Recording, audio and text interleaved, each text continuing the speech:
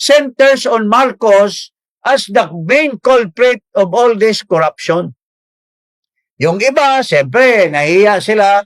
Yung mga pare, sige, siyempre, hindi siguro nasabihin, Marcos, alis dyan, Marcos. Pero, may tama pa rin kay Marcos kasi ang corruption, hindi naman magagawa yung corruption na yan kung walang perang binaba. At sino nagbaba ng pera? Yung General Appropriations Act na pinirmahan ni Marcos for the last 3 years. Oh.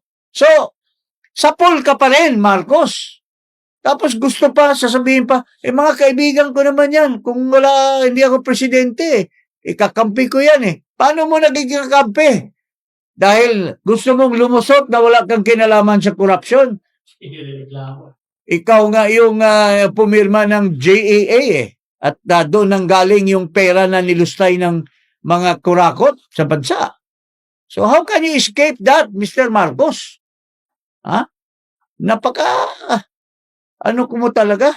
Napakasinungaling at you just want to get away with it at the expense of your underlings, at the expense of other people, when you were the ones who is the main responsible for all these corruptions in our country.